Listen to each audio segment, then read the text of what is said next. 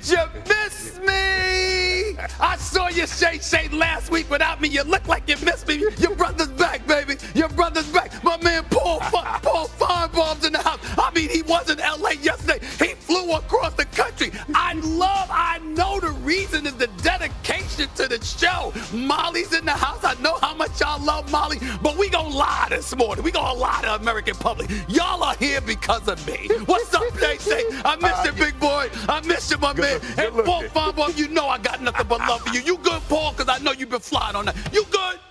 We all good. We good. It's a new day. The new year is here. But First Take is still in the house. Holla at your boys. Whoa!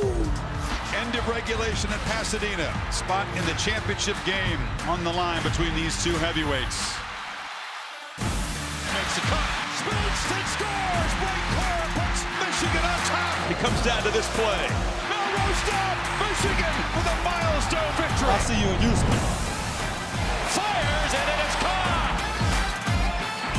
Washington, they have taken control of the game. Complete domination by the Huskies in the third quarter. Texas trailing all night long. One last chance. They're down by 6. Ewers lobs it up, and it is incomplete. Washington hangs on and wins the All-State Sugar Bowl. Washington Huskies a day with Michigan in the national championship game. Husky Nation, stand up, man. We going to the Natty, man.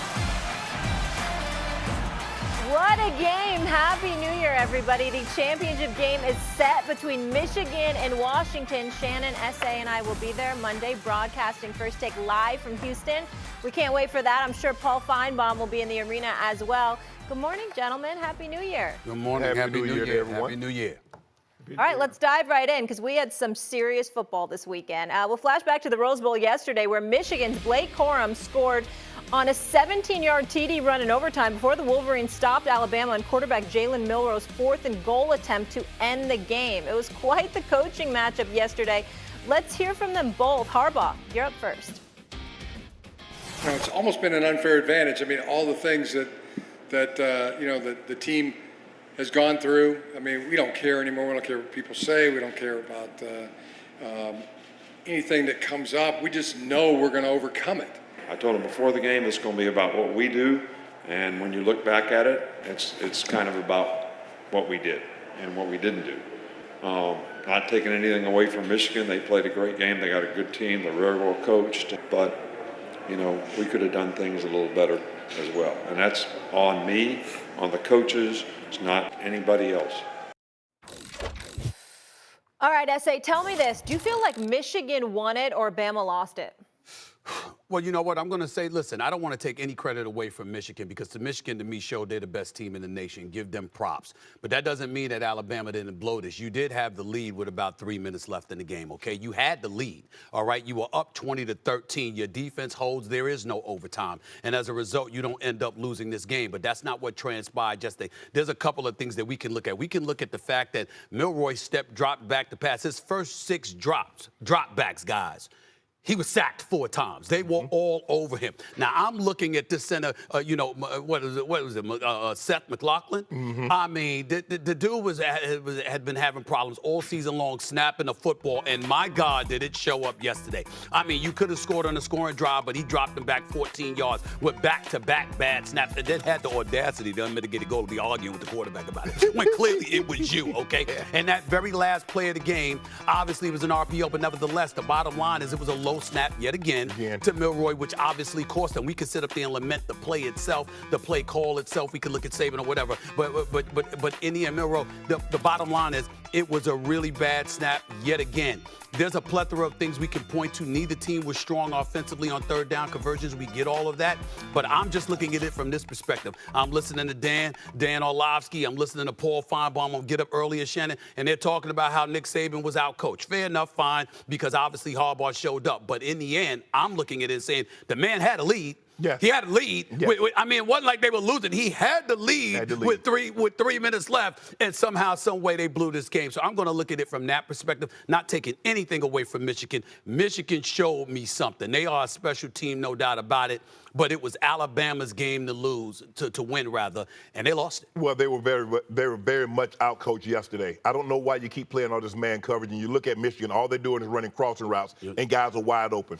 Stephen A., you mentioned it. Alabama had them 4th and 2. You stop them here, you win you on to the national championship game, and you leave the flat route uncovered. Corum catches the ball, he runs down the field, picks up big yardage, and now they go on down the field and score. And you made it so easy for them. 2 plays and then to the end zone in overtime. This was Alabama. I would have to say, and I think Coach Saban's he's very proud of this team. This is a young football team, but they were outcoached yesterday. I didn't see the adjustments schematically, what you need to make adjustments in doing, because you see Michigan is running the exact same routes. But give those guys credit. They stepped up on that last drive. Those the catch that he made, Malachi looked like he was getting an interception. The guy jumps up, he catches it. Yep. And then they run the flat route. They bring him from the backside. He's wide open again. How many times did we see that, Stephen A. and Paul, that Alabama failed to make adjustments when they needed to? And that's what Coach Saban is. Coach Saban is a very technical guy. Second half, he normally makes the adjustments. They didn't make the adjustments necessary in order for them to win the game. Yeah, they're very young. Yeah, Milroe is his first year starting. And Stephen A., you mentioned it. He had 53 yards passing, 53 yards in the first half, got sacked 5 times. That's the most sacks in a half by any Alabama quarterback. And we know how long Coach Saban has been at Alabama. But I want to give Michigan credit because they did a great job early on in this ball game, confusing Alabama and getting pressure on the quarterback. I don't want to take anything away from Michigan. Michigan did what they needed to do to win. Coach Saban needed to do a better job schematically, and he didn't make any adjustments, or at least not soon enough. You're both right to a point. Stephen A., Alabama was lucky to be in the game at halftime. I agree. Michigan was making mistakes from the opening series when they threw an interception and they got it back, and then they threw it away again on a muff punt. They had a couple of those. But you're also right about the Alabama center. I mean, that's inexcusable. But ultimately, Jim Harbaugh made the 4th quarter adjustments. They won the 4th quarter in the overtime. And I agree with Shannon. I think Nick Saban was outcoached. Now, that's hard to say when we're talking about somebody as great as Nick Saban, because you can pick and choose anywhere you want. But ultimately, this was a defining moment for Jim Harbaugh. As many flaws as they had, I thought up front they were dominating. Milroe was just all over the place. This was not the same guy we saw lead Alabama to a stunning win over Georgia 4 weeks ago. But this is the Alabama team, Stephen A., that we talked about after the Texas game. I'll never forget. You said, I don't like this team. And you were right. There was a lot not to like. They got better because the offensive line got better.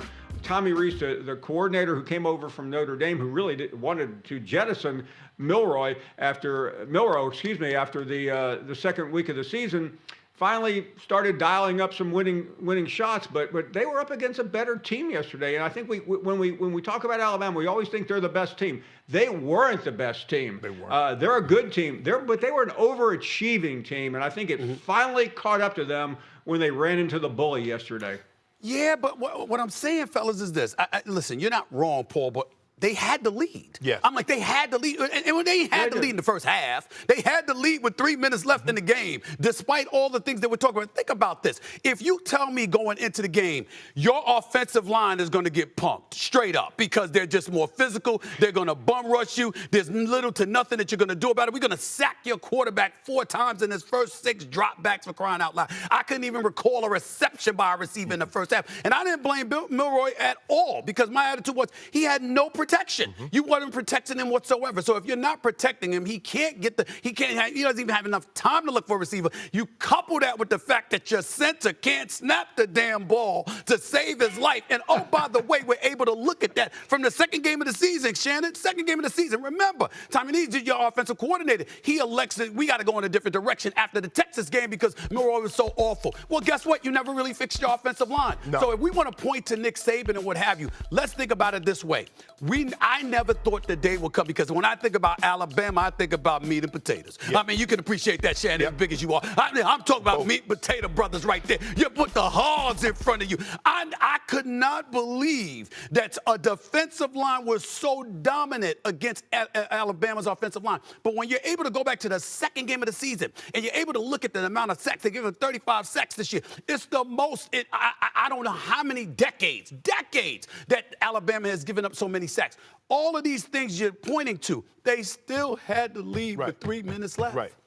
This is the first. I mean, it doesn't happen very often, but normally when Alabama loses, they get dominated on both sides of the ball, offensive line and defensive line. And you look at Michigan really whipped them when they needed to. See, I think the mark of a great offense or a great defense, can you get done what you need to get done when you have to have it? You look at Michigan when they needed it, they were down. You mentioned, Stephen, they were down with 7 with 3 minutes to go in the ball game. They dialed that big A. Them offensive linemen came out there and said, let's go. You watching, they said, let's go. They run the ball. Right. They run the ball. They protect J.J. McCarthy. And when they had to have it, Jim Harbaugh says, I need a stop. We get a stop, we're going to Houston. And they shut it down. That was a terrible, I don't know, look, come on now. Of all the plays, you called a timeout, and that's the play you dial up? Yeah. They hit it. Look, first of all, with a mobile quarterback, I'm not going to let you have time to make a decision like he had time against Auburn and he made that throw. That's right. I'm going to put pressure on you right now. I'm hitting it. You know they're going to bring pressure. And they brought the pressure. They pushed the offensive line back, and Milroe really never had a chance to get it going. But there are some things that Milroe needs to work on. Yep. You need to know when they come with that slot blitz, they're bringing the safety, the corner's one-on-one. You got to abort the fake. When you fake it, the corner's going to come because he sees the wide receiver pull up outside. That's certain things you're just going to have to know from trial and error. Look, I get it. This is his first year starting, Paul. But those are some of the things that it's going to have to be second nature. The coach can't tell you everything that you need to do. It's just quarterbacking, and you just play the game. Give Michigan credit. Michigan was really good when they had to be great, and that's what they were. Paul, I want to get in here quickly. And even then, oh, go ahead. Well, and by the way, and even then, Michigan tried to blow it at the end with that muff punt. I mean, that would have been one of the more shocking endings of all time. That's right. Yeah. Paul, outside of last night, from a macro perspective, considering this team, though, some have said this was Saban's best coaching job, even getting the team here. Where are you on that? Well, it was his best coaching job, but you can't make that declaration until the final game. And I think last night really takes away from that.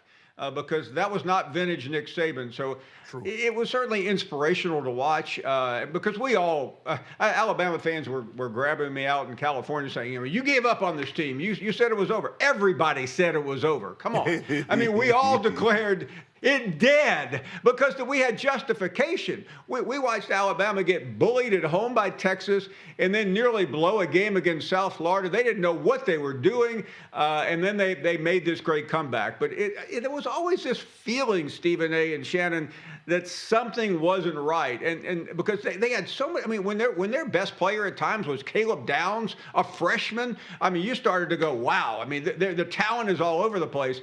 But they were able. I mean, the Georgia game is an enigma. I mean, that's on Kirby Smart because we know Georgia is one of the 2 or 3 best teams in the country, and they may be the best, but they're never going to be able to prove it. It doesn't matter.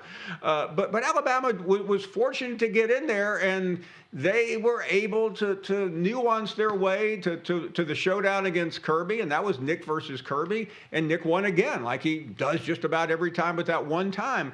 So I think that's really the defining moment, and I don't think the Alabama players respected the Big Ten. And by the way, with justification. We watched Penn State get rolled over by Ole Miss. We watched Missouri beat Ohio State. I mean, it was embarrassing to watch. So they're in the mindset, and that's what happens in the South with the SEC. That players just they quit listening to the coach. They go, we're better than those guys.